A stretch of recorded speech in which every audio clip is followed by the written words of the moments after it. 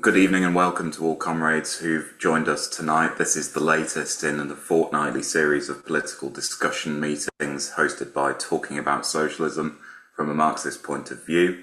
As I say, we hold these discussions fortnightly. Many people here are regulars, but if this is your first meeting, welcome. This meeting is being recorded, so everyone just bear that in mind.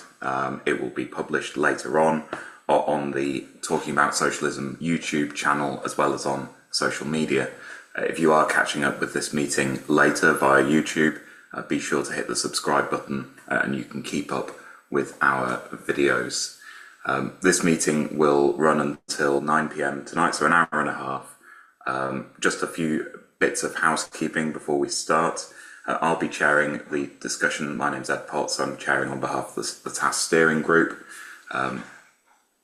We will have an introduction and then a wide-ranging and open discussion. All comrades will be free and welcome to contribute, participate, ask any questions, and we encourage that. Any ideas or questions that you have are always welcome, and we really encourage that. This meeting's being hosted on Zoom. Once we have discussion from the floor, it would be ideal for me as chair if you could use the Zoom virtual hand to raise your virtual hand to indicate that you want to come in to speak. But if that's not possible for whatever reason, either drop me a message or raise your physical hand on screen, and I'll try and make sure that I chair you in. So we're very grateful tonight to be joined by Moshé Machover, who's going to be introducing tonight's main discussion. Moshé is a renowned author and commentator on Israel, Palestine and the Middle East, with a number of articles and books. He's going to be speaking tonight. It's, I think, the second or perhaps even the third meeting that he's introduced for TASS. He's going to be speaking tonight for around 30 minutes on Israel's two major strategic aims, which he will argue are inherent in the Zionist project, ethnic cleansing and regional hegemony. And he's going to explain how, at the current time, those are being pursued. We'll then have as I say, a discussion with contributions from the floor. And after that, before the end of the meeting, we will have a quick update from Nick Rack on the Forging Communist Unity process in which TASS is currently involved. So I'm going to hand over now to Moshé Machover and ask him to introduce the discussion. Moshé. Well, thank you very much for this introduction, and it's really a pleasure to be here again in this forum. I don't remember whether it was once or twice that I previously spoke to you, and I don't actually remember what exactly I said, so I may be repeating myself, but I don't think it can be helped. Certainly, there will be some references to new developments. As Edmund just said, I'm going to address the two cardinal aims of the Israeli state, the goals, and in fact, they are the long-term aims of the project of Zionist colonization. They have been there. I will show on the one hand how they are rooted in the fundamental nature of the Zionist project. It's not as if these two cardinal aims have been invented recently. The Zionist project is work in progress, and it has been basically consistent in its aims and methods. Very successful in achieving its aims and in adapting opportunistically, if you like, to changing circumstances. I think it has to be admitted that it's one of the most successful projects in recent history. If you look at the discourse of Zionism from its very beginning, you can see very clearly the seeds and the reasons for what is happening long after. I mean, we are talking about 120 odd years of the project unfolding. So I'm going to address these two cardinal aims: ethnic cleansing and the striving for regional hegemony. And I'm going to explain, as I said, how they are rooted in the foundations of the Zionist project itself and how they are expressed currently in recent events. So first of all, ethnic cleansing. I think every discussion of the Zionist project and its interaction with its victims must begin with the Marxist characterization of this project. It is often said that it is settler colonialism. This characterization is borrowed from academic post-colonial discourse. It is correct, but it is not precise enough. From a Marxist point of view, it is confused. The question that you have to ask, does the characterization of a colonial project as settler colonialism, does it apply to South Africa, for example? Now, if you look at the academic discourse, you will see that in this discourse, it often does apply to South Africa.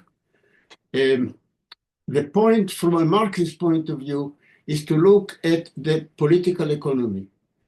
And if you look at the colonization from this point of view, you will see that there is a vast difference between the Zionist project and the colonization of South Africa.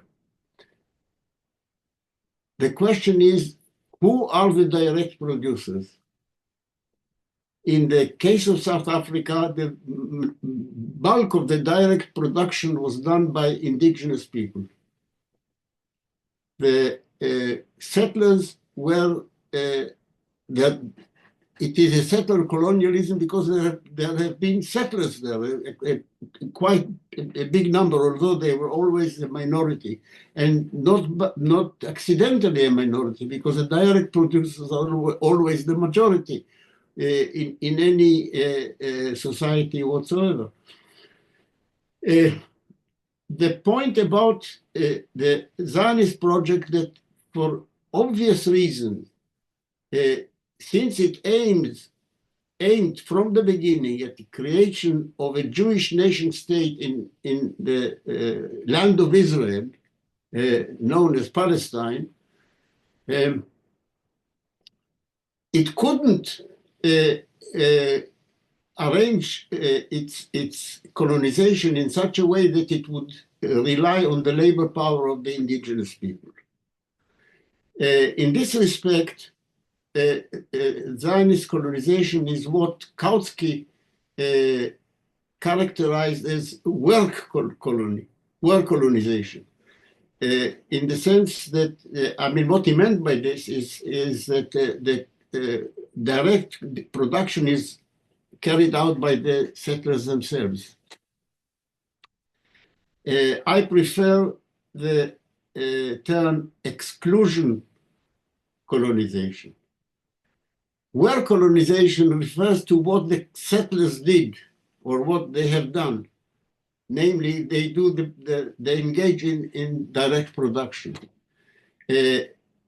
Exclusion is what they did to the indigenous people, what they have been doing, what they did in other cases to the indigenous people, excluding them. Since this type of colonization does not rely on the labor power of the indigenous people, they are surplus to requirement. The settlers take over their land, their resources, but the indigenous people themselves are surplus to requirement. In the case of Zionist colonization, they are not only surplus to requirement, as they have been in Australia, for example, and in parts of North America, mainly Canada and northern United States. They are simply not just surplus to requirement, not just unnecessary and a nuisance, but they are a definite hindrance to the project of creating a Jewish nation state. Since from the beginning, the aim of Zionist colonization was explicitly to colonize Palestine in order to create a Jewish nation state. Non-Jews in that part of the world were simply not just a nuisance, but an obstacle. In other words, you couldn't create a Jewish nation state of a modern kind, a capitalist Jewish nation state with a large part of the population being non-Jewish, because in these societies you'd have to institute a regime of extreme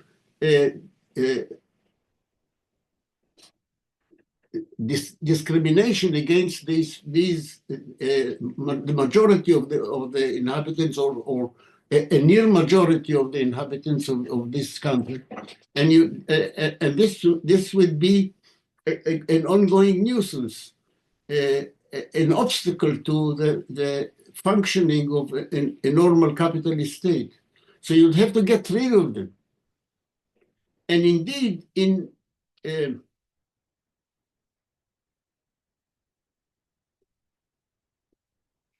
I mean, a lot of people, let me put it this way. A lot of people believe, who haven't studied the history of Zionism, that ethnic cleansing of the Palestinians by Zionist settlement is something relatively new, that it may be happening in Gaza. We talk about ethnic cleansing in Gaza. This is obviously what was taking place there. It is ethnic cleansing by genocide. But people don't realize that if you look at the internal discourse of the Zionist movement, if you look at the documentation, the way the major figures of the major leaders of the Zionist project talked about it, you will find numerous references to the need, to the requirement of getting rid of the Palestinian indigenous population of the land of Israel. So this is nothing new. What is new currently is the huge scale of what is going on before our eyes. In front of our eyes, major ethnic cleansing is taking place in action. I mean, this is what is going on in Gaza. What I think is less reported and less attention is paid to it in the media is that, in fact, there is a new wave of move towards ethnic cleansing, not only in Gaza, but in the West Bank, where there's a much larger population of Palestinians. The recent events are horrific to report. For example, in the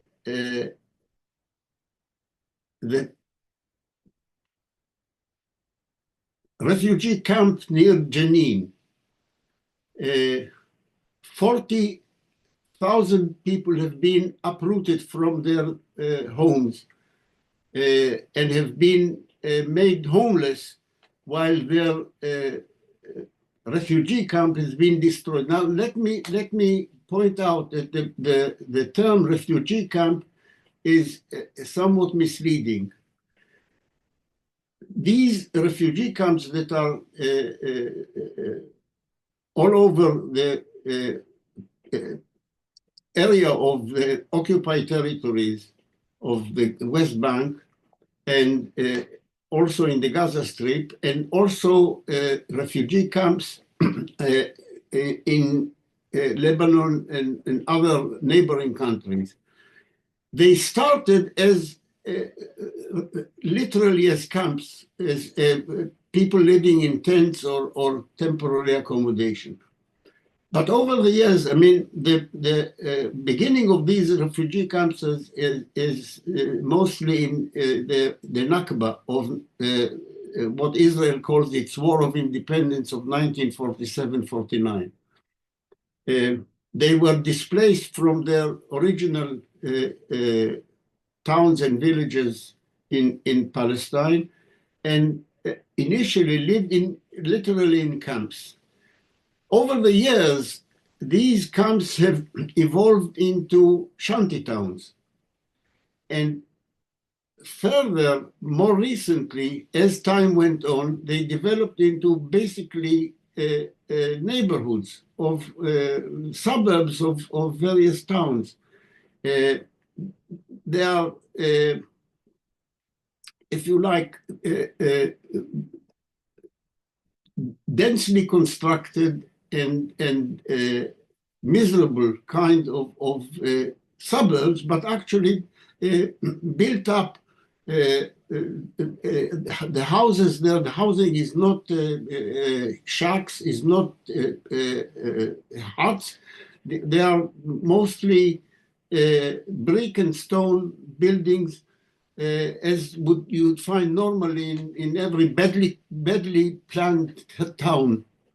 A badly town because they were unplanned. They just grew. Well, so imagine a town of 40,000 people being depopulated, destroyed, and its population just thrown out to find a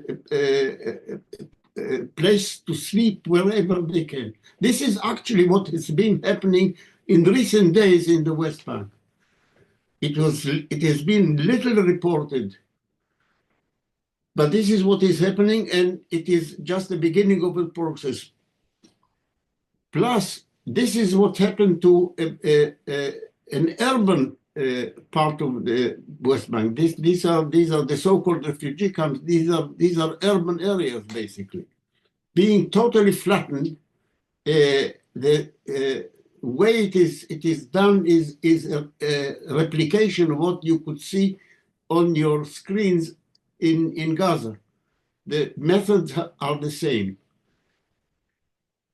People made homeless in this way. In the rural areas, villagers are subjected to increasing attacks of settlers accompanied by Israeli soldiers, which you can characterize as daily pogroms against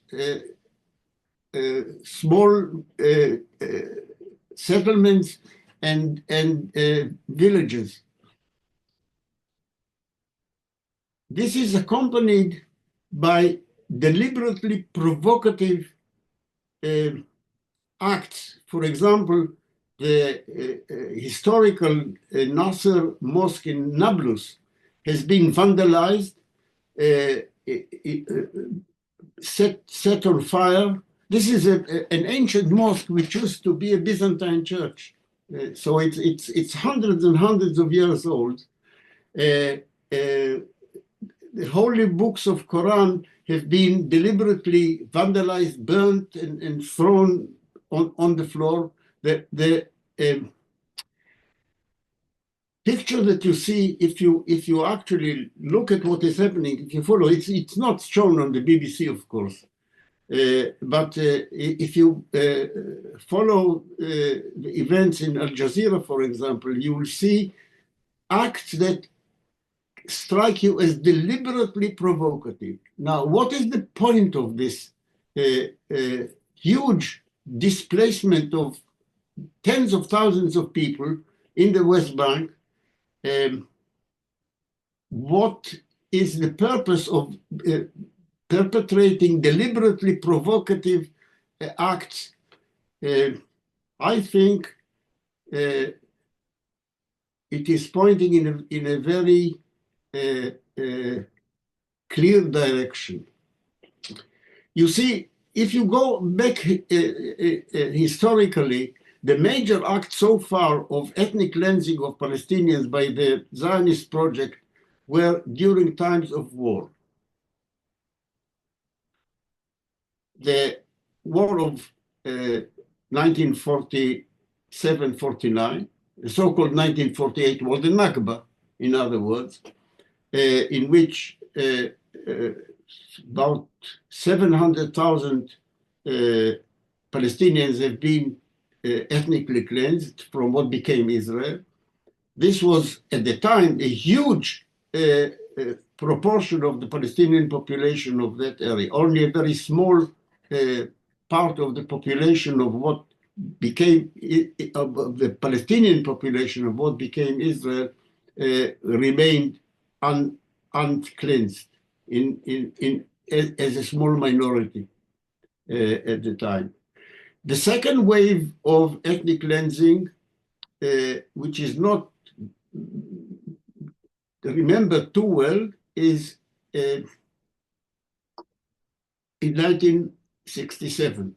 The 1967 the June War of 1967, again a major ethnic cleansing took place, although not at the same relative scale as in the Nakba. Also, something that is not not often referred to and not often mentioned, not only the Palestinian population of what became Israel were ethnically cleansed, but also the majority of the Syrian population of the major part of the Syrian Golan Heights that were annexed to Israel were ethnically cleansed. So the ethnically cleansing that I've just mentioned were all accomplished. They're all perpetrated in a time of war. A time of war provides a convenient context where ethnically cleansing can take place. Indeed, the plan Israel was planning to do a major ethnic cleansing in 2003 when it was aware that an attack on Iraq was being considered. There's an article that was written in 2002. You can find it in of all places, in the Sunday Telegraph, written by Stan Kresel, an Israeli strategic expert who was looking forward, or not willing, he wasn't very pleased about it, but he was just reporting about the Sharon plan. Sharon was then the prime minister of Israel. He was planning to use the forthcoming attack on Iraq, which was anyone in the know knew that it was going to happen. It wasn't such a surprise. that war would provide a cover for a major ethnic cleansing from the West Bank. What the recent war in Gaza has shown is that you don't need a war to happen for other reasons and use it as a cover for ethnic cleansing. You can make use opportunistically of any event that is depicted as a major terrorist attack and use that to trigger off a major ethnic cleansing. This is what has happened since the 7th of October 2023 in the case of Gaza. Now, it seems ominously clear that what Israel is trying to do is deliberately escalate the conflict with the Palestinian population in the West Bank to engage in major provocation, hoping that this would trigger a reaction of resistance, mainly armed resistance. Sooner or later, there will be an incident that can be depicted as a major terrorist attack accompanied with atrocities, and this can be used in order to perpetrate a major ethnic cleansing in the West Bank. So this is, I think, this is the only rational explanation of what they are doing now in the West Bank, because it cannot be explained by any short-term considerations of security or whatever. You don't vandalize the mosque in order to fight resistance. You don't make 40,000 people homeless and destroy their whole town or suburb in order to fight resistance. You do it in order to generate resistance. This is the point. Contrary to the excuses that you hear made by Israeli spokesmen on the BBC, that what they are doing is fighting terrorism. In fact, they are not fighting terrorism. They deliberately provoke terrorism. And they provoke terrorism because they can use terrorism as an excuse for ethnic cleansing.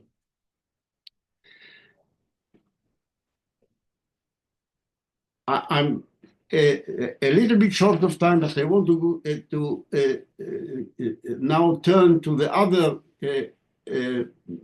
major goal of Zionist colonization. This also follows from its nature. You see that there is one of the unique features of the Zionist colonization of Palestine, if you compare it to similar processes like in Australia, for example, is that the settlers did not come from their metropolis. What I mean is that the settlers in Australia had the mother country. It was Britain. The same applied to North America and other cases of settler colonialism. The Zionist colonization project did not have a mother country. It had to look for a surrogate mother. The surrogate mother that they settled on from the very beginning of the Zionist project, and then you can find it explicitly referred to in the discourse of the leaders of Zionism, right from the inventor, as it were, the first leader of the Zionist movement, Theodor Herzl, is that the Zionist project will find a surrogate mother. That is not his expression, but that is the essence of what he was saying, and that was the essence of what subsequent leaders of Zionism were referring to. You have to get the sponsorship, the assistance of a major world empire or major world power, whichever world power was dominant in that part of the world, in the Middle East, and make a deal with it. Get the protection of that power as a surrogate mother country in exchange for services rendered. The services rendered would be to become the gendarme of imperialism, of whichever imperialism dominates that part of the world, the gendarme of imperialism in the Middle East. This was the role of Zionism from the very beginning. Now, of course, who served as surrogate mother changed over the years. In the beginning, the Zionist movement tried to solicit Germany, but that came to no. Herzl himself tried to get a deal with a German Kaiser. This didn't work. The first deal that did work was, of course, with Britain, and it was sealed by the Balfour Declaration of the 2nd of November 1917. This was basically a deal whereby Britain was sponsored Zionist colonization of Palestine in exchange for, as Britain saw it at the time, and it was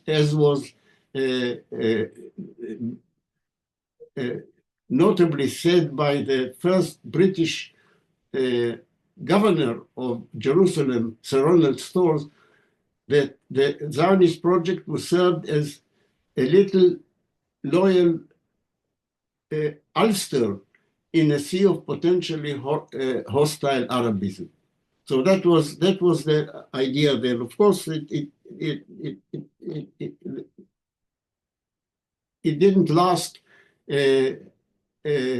more than into the late 30s, because Britain was by then losing its hold on the Middle East and was beset by trouble in its other Middle Eastern possessions.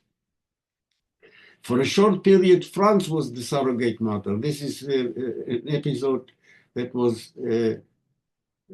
that has been largely forgotten. In exchange for Israeli assistance against Nasser's Egypt, whom the French thought was giving too much help to the Algerian uprising. So in connection with the needs of France to confront the Algerian resistance, France gave its sponsorship to the Zionist project. By the late 1960s, and continuing until this day, the surrogate mother has been the United States. Now, the strategic implication of this, as far as Israel was concerned, is that in order to serve, to secure its role as the gendarme, as the, if you like, the attack dog of imperialism in the area, it needs to be hegemonic. It needs to hegemonize. It needs to be the undisputed power of the region. This it has almost succeeded in doing. There has been one or two impediments to Israeli total hegemony. One of them, notably, has been Iran.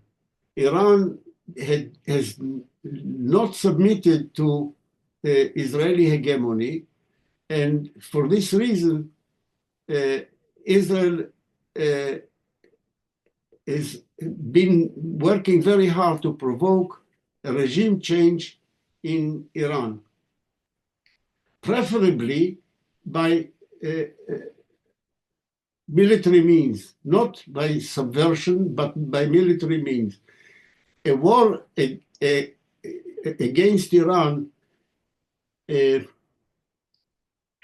would have the double benefit from Israeli point of view of getting rid of an obstacle to Israeli regional hegemony, but at the same time provide a smokescreen for major act of ethnic cleansing.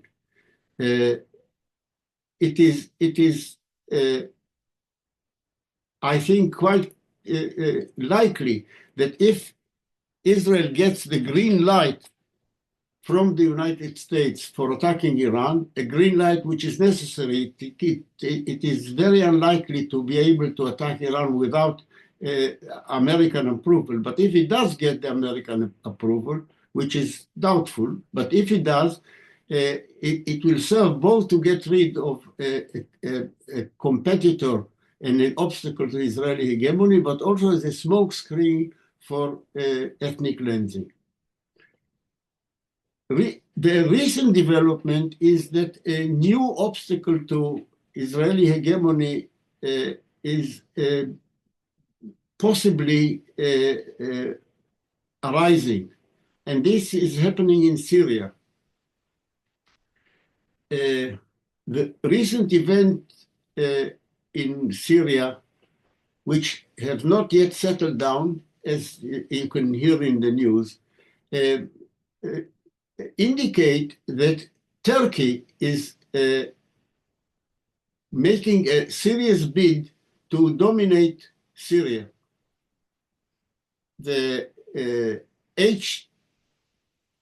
HTS, the organization that has taken hold of Damascus and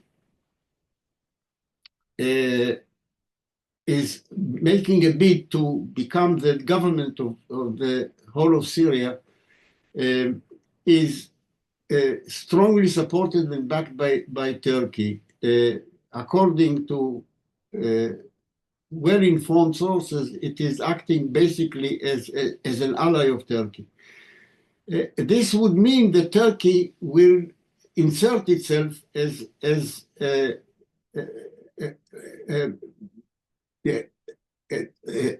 strong power next to the Israeli border. The Israeli reaction has been immediate, occupy a big chunk adjacent to the already long occupied, long annexed Golan Heights, and declare the whole area south of Damascus as a no-go area for the Syrian army.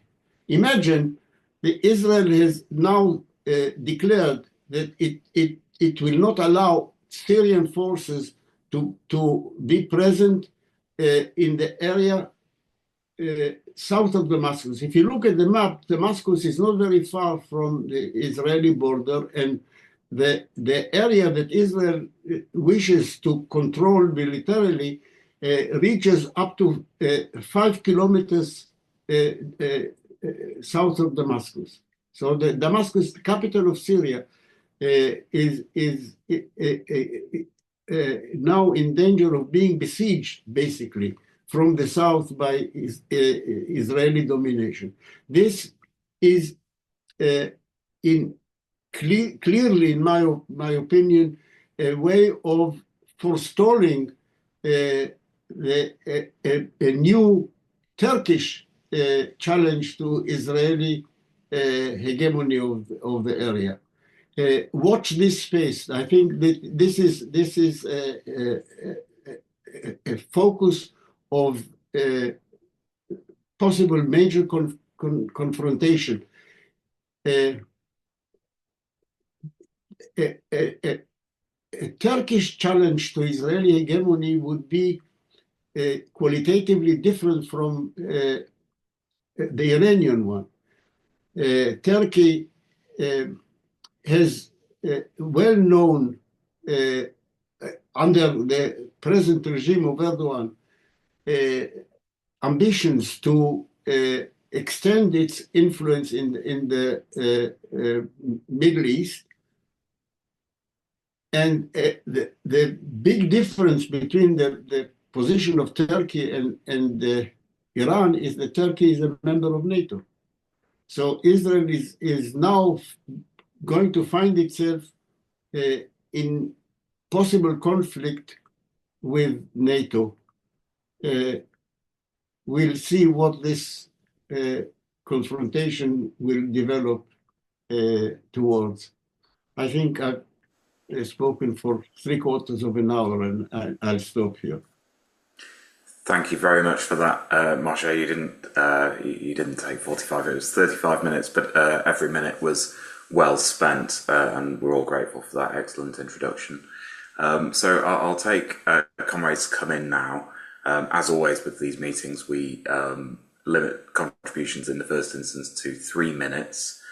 So if I intervene and ask you to wrap up, please don't be offended. It's just to make sure that everybody gets a chance to contribute, speak, ask a question, make a point, whatever the case may be. So I can see some virtual hands raised already, and I'd encourage comrades to keep raising those virtual hands so that I can make a list. So first of all, I've got Pamela. Right, thank you. I've got a number of questions of different sorts. I at the moment I'm active in the Palestine movement, so my first question is about when we're talking about Zionism. People talk about different forms of Zionism: political Zionism, religious Zionism, labor Zionism, etc. But I tend not to take much notice of that. I know Glyn Secker always talks about this comrade who from a kibbutz which welcomed Palestinians and didn't take part in the ethnic cleansing ideas of Zionism, but that's very, very small. So I mostly try and explain Zionism, and more or less as Moshé has, as a form of the British Empire's attempts to control that area, not just for oil, but mainly for the Suez Canal, to keep its empire, to have access to India, etc., at a time when anti-imperialist movements, for example, in India, were taking place everywhere. My second point is people don't talk much about the Jews who lived in the Arab states around Palestine, in Greater Syria, where the Jews who lived there didn't all rush to become Zionists and leave their minority status in the Arab world, particularly in Iraq, where Avi Shlaim has written a book, I'll put it in the chat, called Three Worlds, where he explains that in Baghdad, where he was brought up, born and brought up till he was 5, a third of the population were Jewish, and they had a thriving Jewish community, even though they were a minority. And that was, I think, somewhat similar in many of the other surrounding states. Thirdly, I wanted to say something about the agency of UNRWA. I was told that Israel refused to classify the Palestinians that were expelled from their houses as refugees. And that was why the UN initiated a specific Palestinian refugee agency, Relief and Works Agency, it's called, UNRWA. in order to support the Palestinians. And as Moshé says, they were initially in tents before they started getting hold of cement and building brick and permanent houses. Yeah, and this situation where Israel has now banned UNRWA, is part of this appalling situation. And now recently, it's like a medieval siege, isn't it? Where they've stopped food, water, electricity from going in. And then my last point at the moment, I see the major opposition to the Palestinian movement in three main ways. The first two are legal ways, that is, use of the Public Order Act to now disrupt the Palestine marches. Secondly, the use of the anti-terror laws to disrupt Palestinians and anybody else who writes about Palestine, supports Palestine, labeling them as terrorists. And thirdly, the use of the IHRA, which labels people who criticize Israel as anti-Semitic. So these are the things I'm, struggling to implement. Okay, thank you. Thanks very much, Pamela. I've got John next, and if comrades keep raising hands, then I'll add you to the list.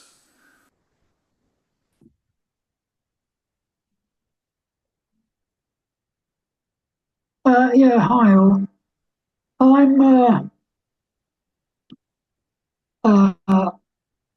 Yeah, I mean the whole history is quite complex. I try to keep up with it as best I can and understand its development. Zionism. I was interested in that. You brought up Turkey. I was wondering whether, I don't know that much about the history, the relationship between Turkey and Ukraine. I was wondering whether that could turn into some kind of a line against, well, not against Israel, but an alliance which Israel was seen as threatened, I suppose. That's the other question, is really, I've always wondered why the United Nations, when they decided to recognise Israel, and that time, it actually gave land to what I think was then called Palestine, or accepted it as part of the deal. How comes that Palestine itself has never been recognised, even though the UN recognised it then? And yet today, we see so many countries that refuse to recognise it, and yet talk about the two-state solution. How can you have a two-state solution rather than recognise the country? Particularly, the advanced Western countries. And I suppose that situation seems to me to, my own view is that the UN obviously were affected, whatever went through was obviously, affected, vetoed by the British, whatever.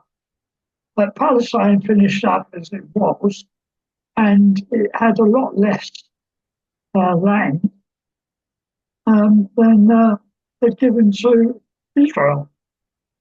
I just wondered as to, because at that point, there must have been there was a Palestinian movement And I'm just wondering why they accepted that situation at that time.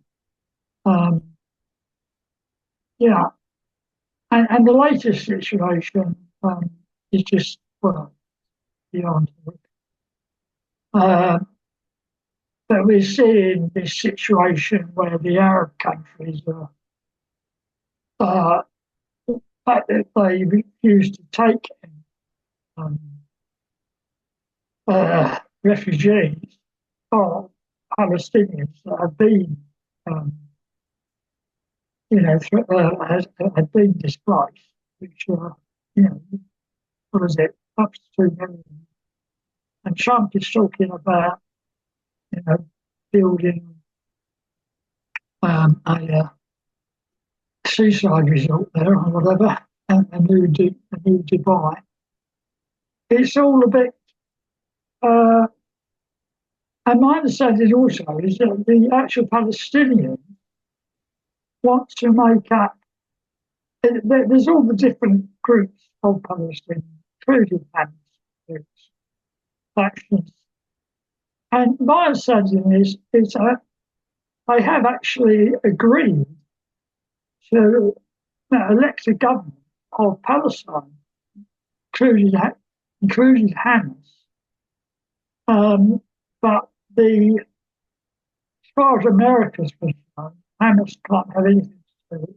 And the European countries, today I heard that 4 main European, or yesterday was it, that they agreed that the Arab proposal of raising 600 odd billion to, make Gaza livable again, whilst the Palestinians live. These countries saw it as a realistic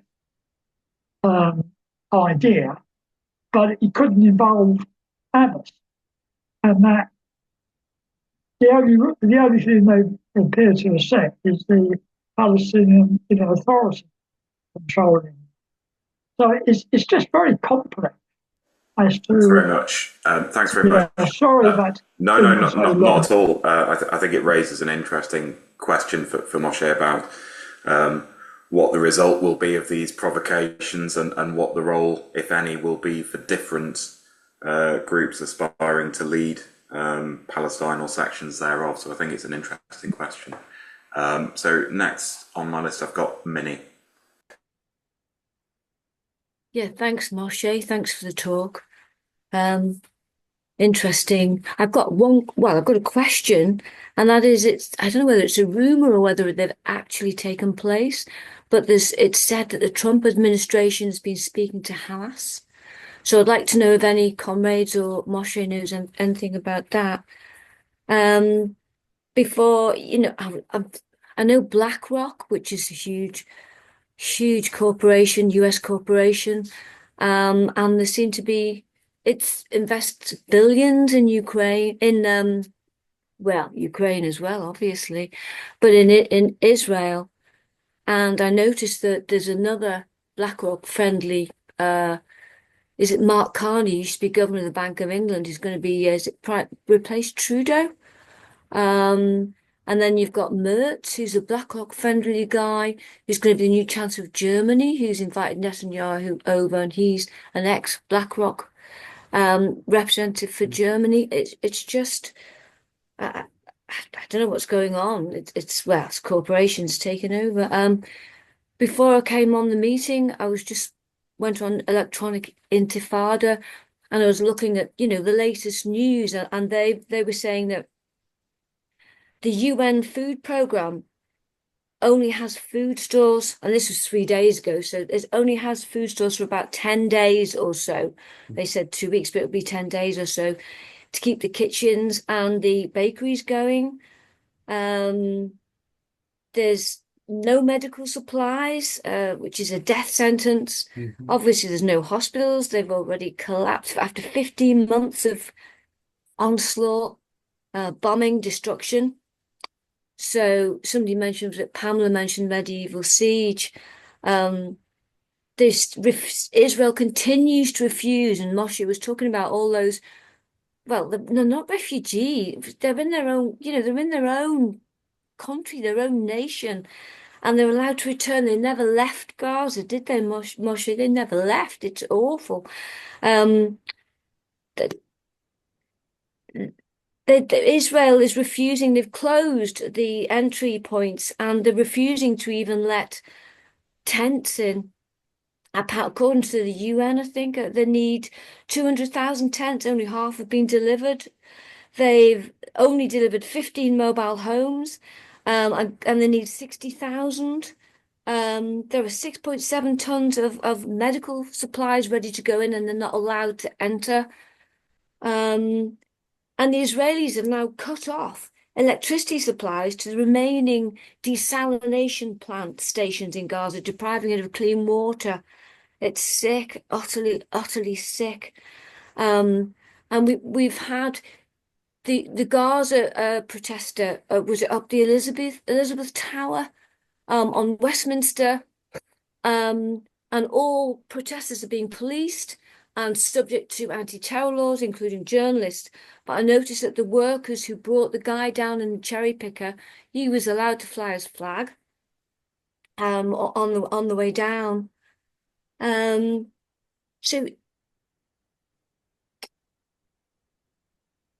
and meanwhile, we've got Starmer saying that he actually said the other day, this is about Ukraine, increasing defense spending will bolster national security and help to put more money in people's pockets. Meanwhile, he's selling loads of munitions to Israel. This is ethnic cleansing. It's frightening. It's disgusting. And there's the Gaza documentary that's been pulled by the BBC. And are the Israelis now interrogating the little 15-year-old boy who fronted that? Because his father was something to do with Hamas. It's rumored to be. It's absolutely shocking. And it's a really crazy, messy, mixed up, effed up world, isn't it? So it's being reported that half of the anti-tank warheads used to defend Gaza bear a visible red band, indicating North Korean production.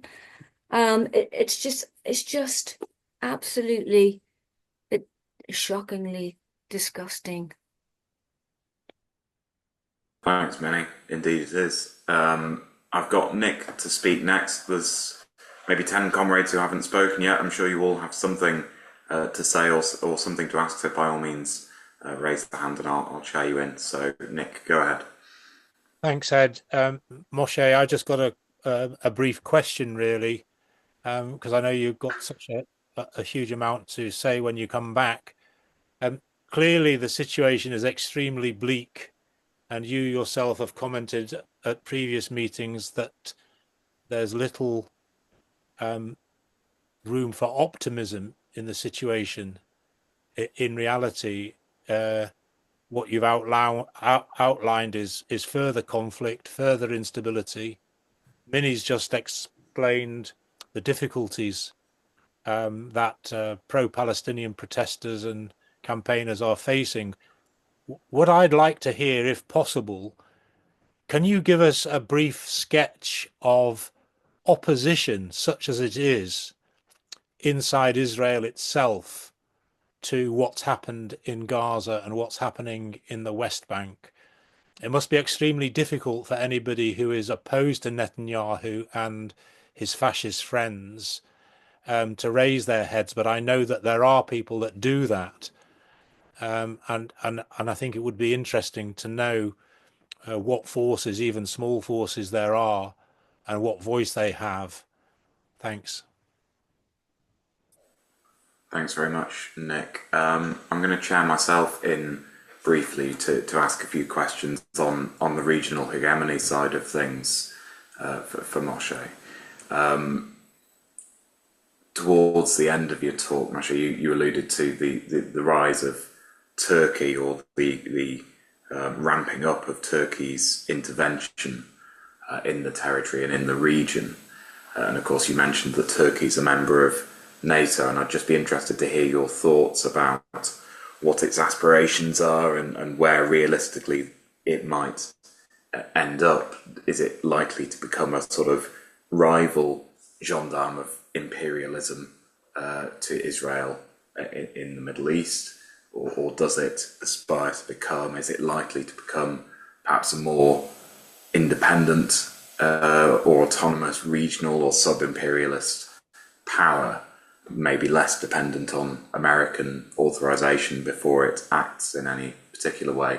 Does its rise imply perhaps the diminishing usefulness of Israel if the United States has alternative means to project its power in the region? So I'd just be very interested to hear what you think that means in practice for Israel and for the region, and where you think that might develop towards. I don't have any comrades with their hands up at the moment. I can certainly take contributions, but if there aren't any at this point in time, I could give Moshé the opportunity to come back and respond to some of the points raised and then see where we get to. Of course, we'll have a report back after this discussion as well.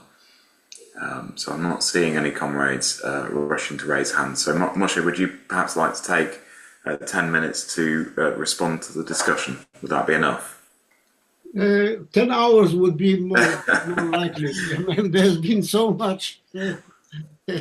I can't possibly do justice to all this being said. To Pam, when we talk about the Zionist project of colonization, I mean, what is meant really, what I'm referring to is what is known more precisely as political Zionism. That is to say, the Zionism that is embodied in the project of creating a Jewish nation state in Palestine by means of colonization, of Jewish colonization. There has been other movement in the fringe which are known as cultural or spiritual Zionism. That is to say, a movement that existed at the time which aimed at creating a spiritual center for Jews in Palestine, but not interested in creating a nation state. This is something in the past. It has no continuation to speak of in present day reality. So when we speak about Zionism, we mean political Zionism, to be more precise. Labor Zionism, in terms of what I spoke of, was worse than the bourgeois so-called Zionism, because labor Zionism was more aware of the need to exclude Palestinian workers from the Zionist project. Labor Zionism, in terms of ethnic cleansing, was in the front of the project. There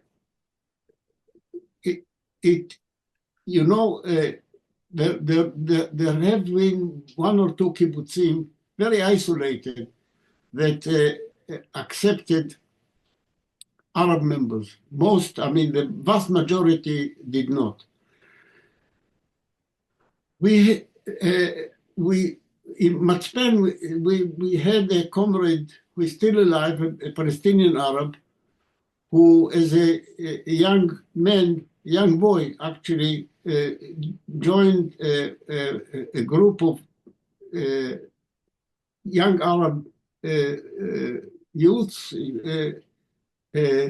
for training to form a kibbutz, an Arab kibbutz. It didn't end very well. You see, when they got their sort of agricultural terrain. By the way, the kibbutz in which they were sort of hosted was on previously Arab-owned land. But when they actually said, all right, no, now we want to found a kibbutz of our own. For this, we need land.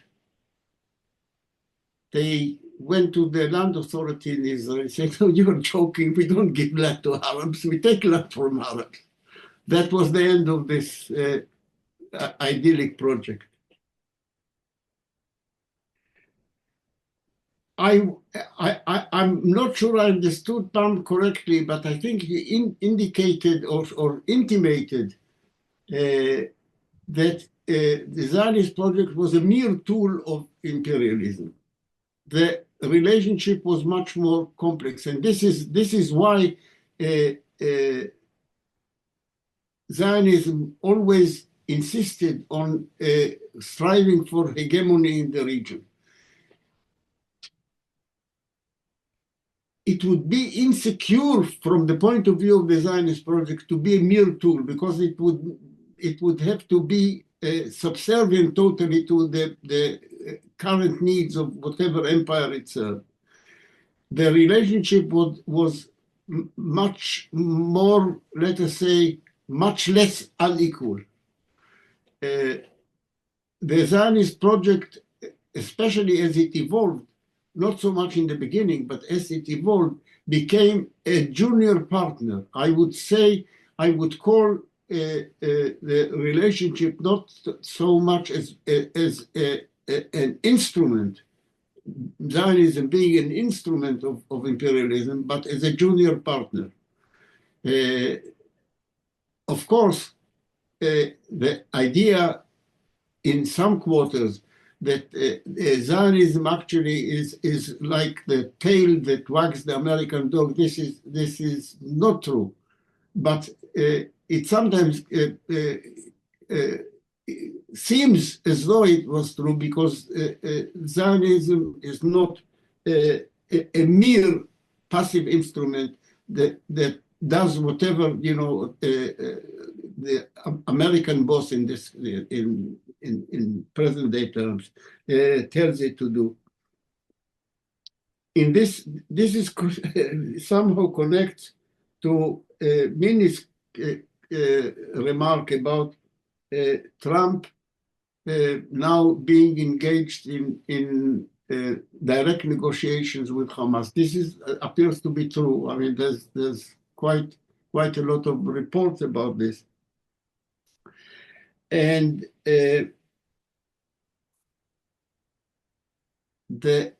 what is striking is the fact, first of all, Netanyahu and his government were not very pleased with, in the United States, bypassing them, short-circuiting the discussion with Hamas, no longer satisfied to serve as intermediary or sort of dishonest broker between Israel and Hamas. A guy who did the negotiation, I forget his name now, reacted to criticism. He says, well, we are not Israel's agent. That is a very telling remark, which the Israeli government, especially, the more extreme elements in it, did not were not very pleased about. That the thing is that the world is changing.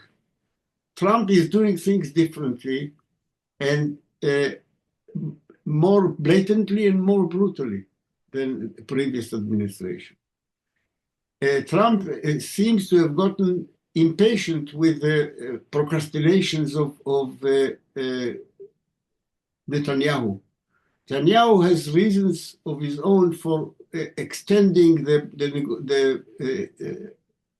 discussions with Hamas, with the changing his conditions. I mean, breaking actually the agreement that was arrived at with American mediation. He has his own reasons. Trump is getting impatient about it. He has his own agenda. You know what the agenda is. He wants to create a marina in Gaza. He doesn't want to wait till Netanyahu ends this endless war, and is short-circuiting it. This shows both the true relationship between Israel and the United States. In the times of the previous administration, it almost seemed as though the United States was an agent of Israel. Well, Trump says, I've got news for you. We are not. I mean, it's not Trump who said it, but his representative in the talks with Hamas. I can't do justice to John's intervention simply because the sound was so awful that I didn't get the gist of what he was asking about. But I would like to. It reminded me of an important episode in the history of the Zionist project, which not many people know about. And that is the role of Stalin in the creation of Israel and in the Nakba. Until quite late in the 1940s, the Soviet Union was fairly hostile to Zionism. But surprisingly, as the United Nations were approaching this decision making about the role of the future of Palestine, and was about to consider the so-called partition project for Palestine, partition program for Palestine, which proposed a partition of Palestine into two unequal parts, but not as unequal as the present-day two-state solution, creating a Jewish state, so-called, and an Arab state. Stalin, surprisingly for some, made an about turn and decided to support this project. This was one of the worst mistakes that Stalin made in foreign policy from his own point of view. I mean, it wasn't as big a mistake as he made in not trusting his own spies and diplomats, warning him about the impending German invasion of the Soviet Union. He got information about this invasion, and he decided to ignore it because he trusted the Ribbentrop-Molotov agreement. But he also decided to support the creation of a Jewish state in Palestine, because quite mistakenly he thought that the big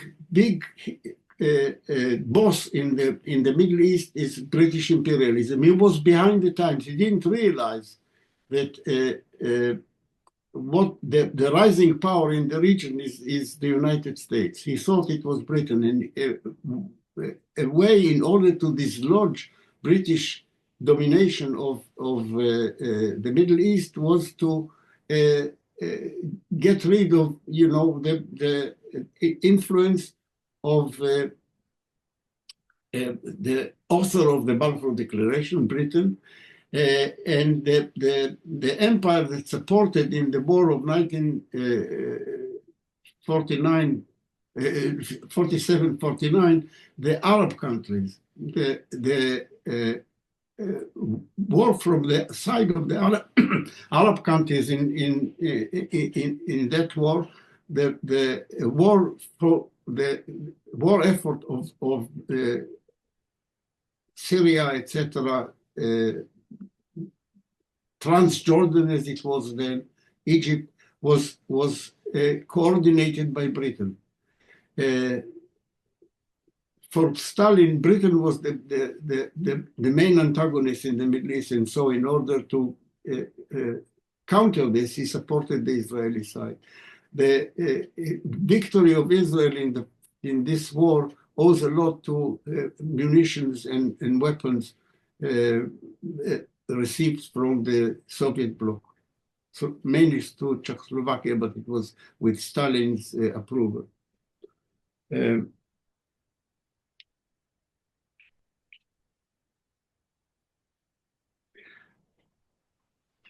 I don't know. I think Minnie said that the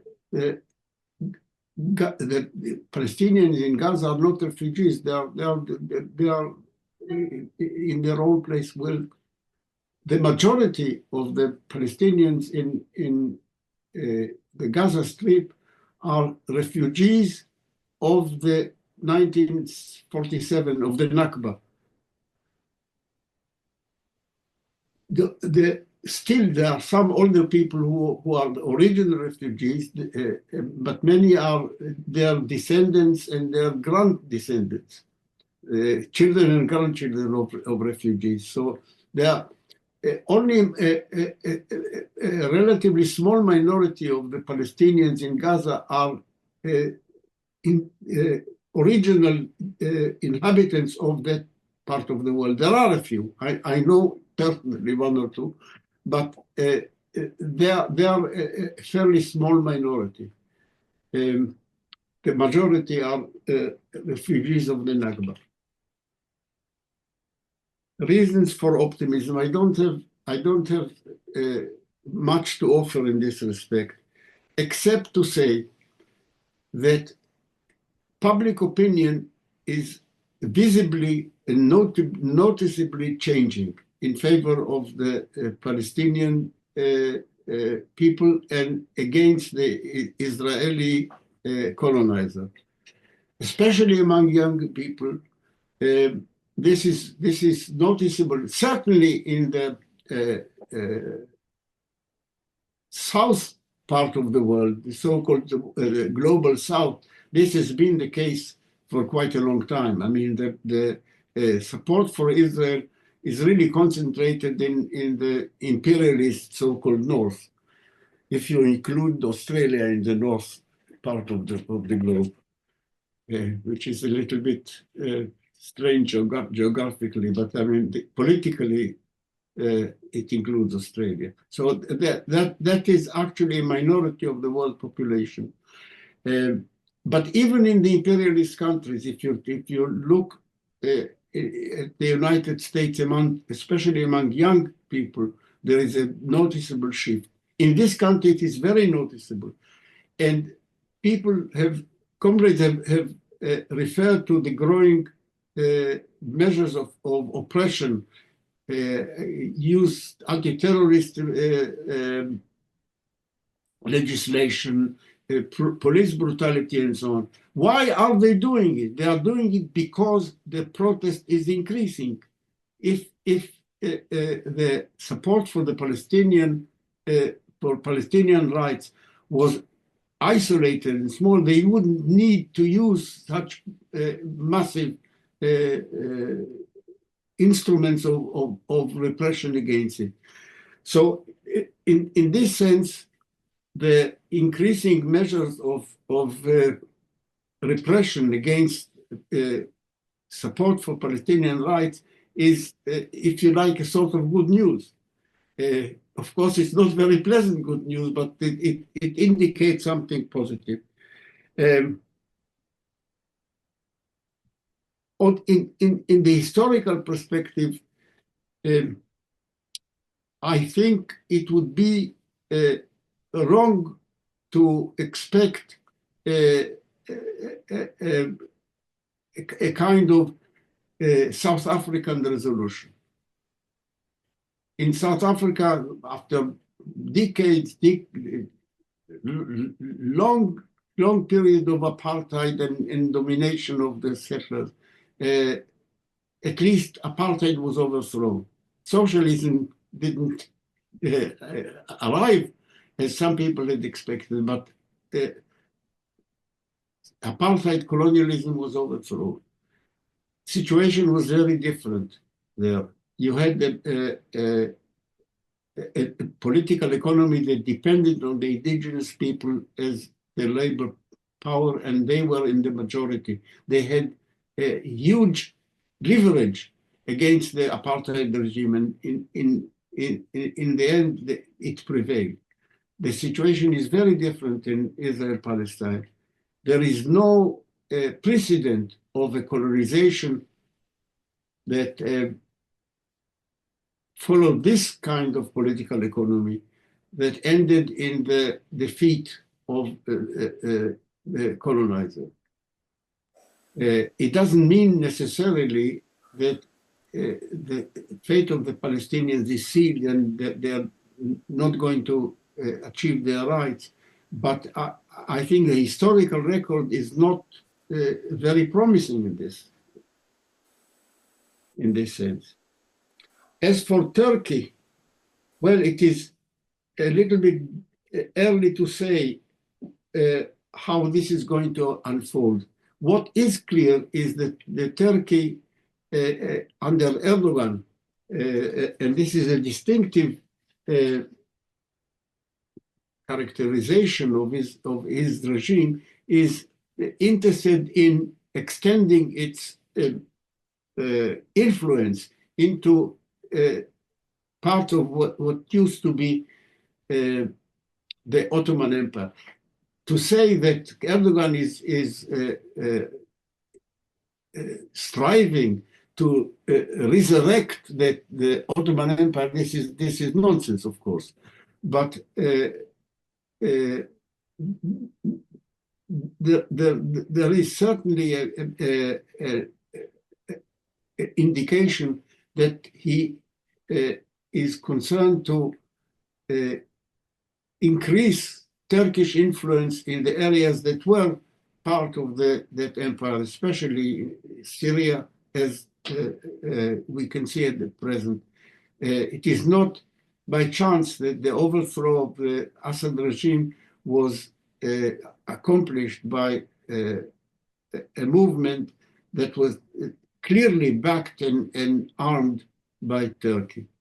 How this is going to develop, I wouldn't like to speculate. Well, thank you very much for that, Moshé. Much appreciated, and thank you very much.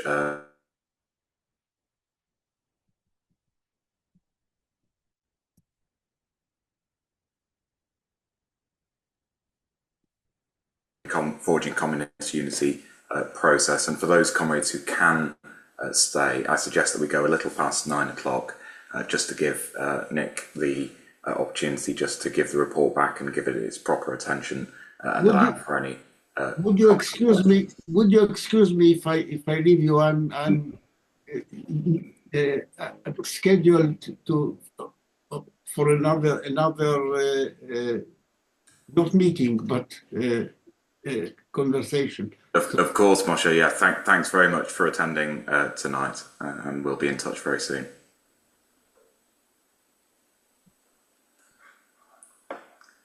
So there we are, comrades. I'm going to hand over to Nick now.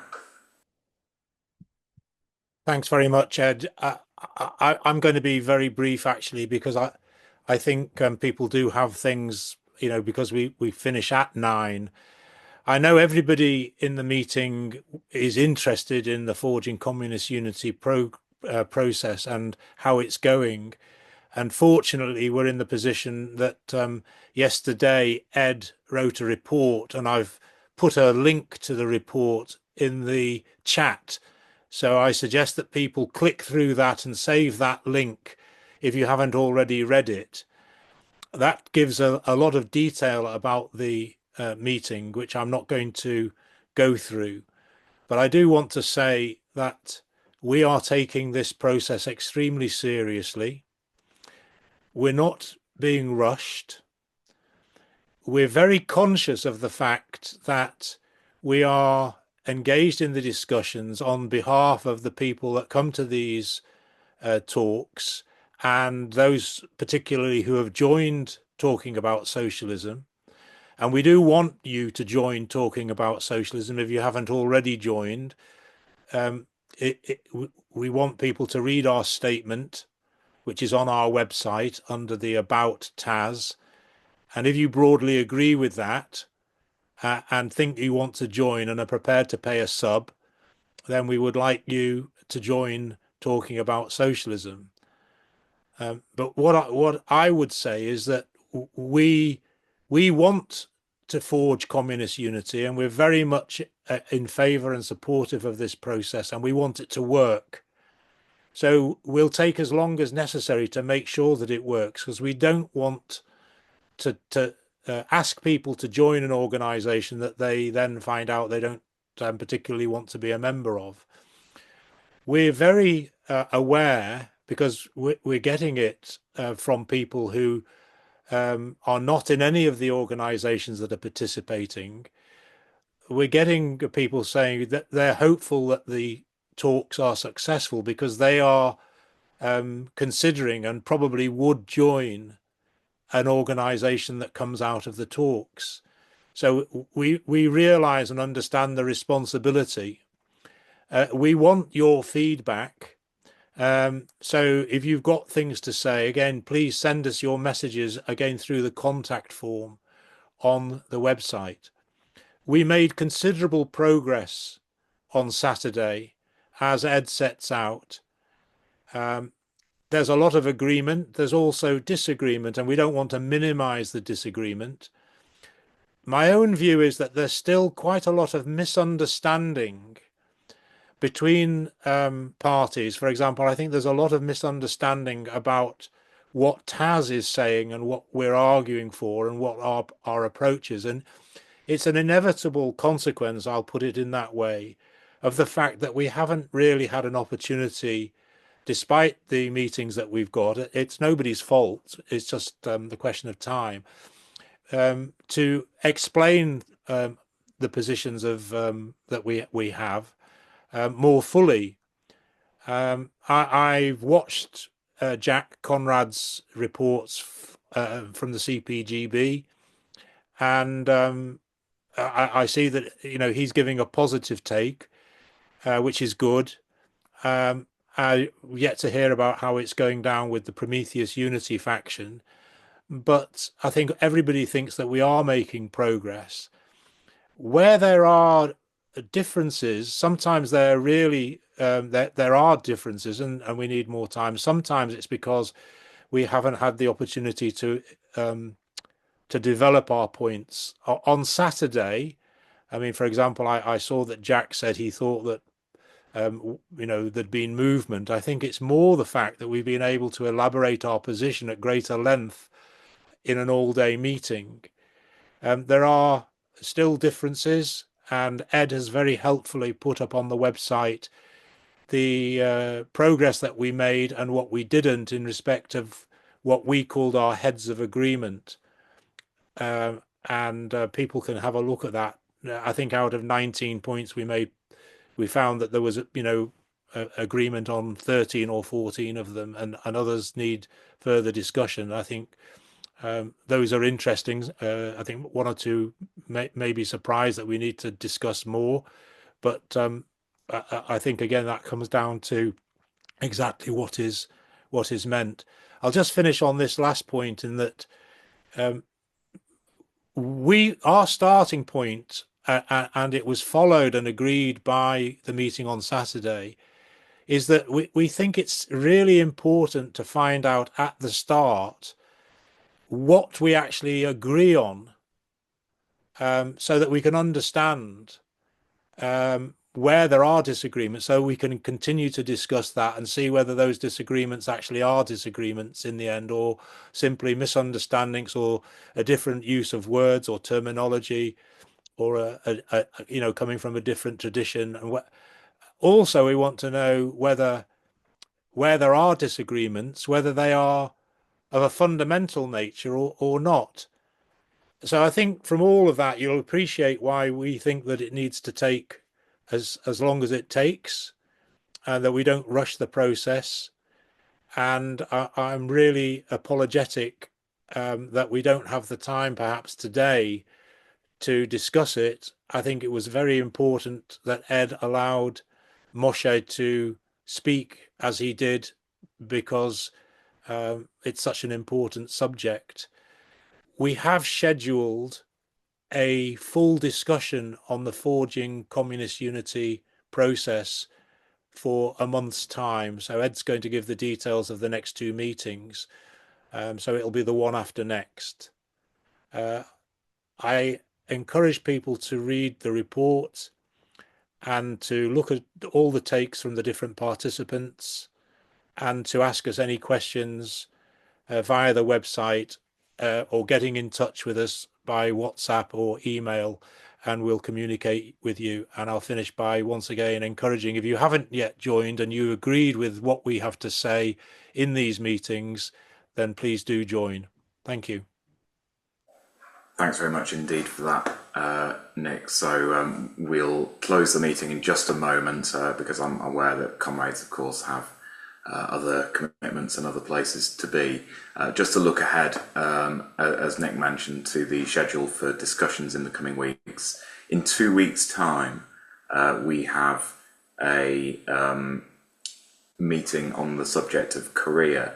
That's to be introduced by Owen Miller, who's an academic, an expert on the topic, and I'm sure that's going to be a very interesting discussion given the recent developments in politics there, which of course have international ramifications beyond the domestic. And then, so that's on the 24th of March. Please look out for the email and register for it in advance.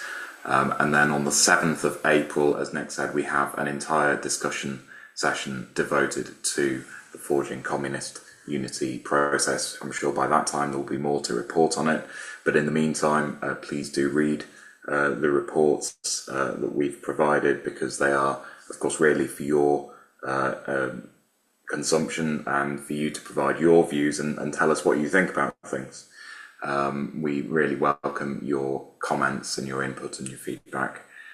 So I'm going to thank everyone now for coming, and I look forward to seeing you on the 24th of March for our next meeting. Thanks very much, everyone, and good evening.